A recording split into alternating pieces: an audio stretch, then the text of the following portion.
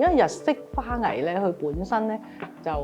有好多規條嘅，咁同埋佢用嘅花材係好少，咁變咗咧就同西洋花咧就爭好遠。西洋花就要好多唔同嘅花材啊，好多唔同嘅類型啊，插出嚟嘅花嘅形態唔同。咁日式咧就比較簡潔同埋高雅，咁而西洋咧就比較豐盛啊，顏色色彩豐富。技術上咧同埋嗰個運用嗰啲器材啊都有啲唔同嘅。如果喺香港嘅花藝行業裏面咧，花藝師咧就多數係西方插花，就會比較容易喺個市場上咧佔一席位。日式插花咧就純粹係你個人嘅修養啦，插花去令到自己平和啦，喺生活上咧有啲點綴啊咁樣。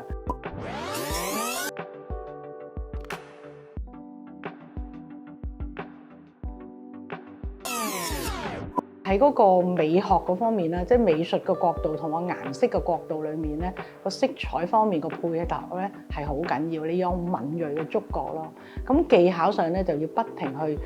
進修啦，喺個技術上啊或者花藝嘅技巧上咧，要更加去深入，去迎合而家市場上咧對於花藝嗰個要求啦、佈置場地嘅要求啦、大型嘅展覽嘅要求，咁都要花藝師咧自己去不停學習去鑽研。同埋咧，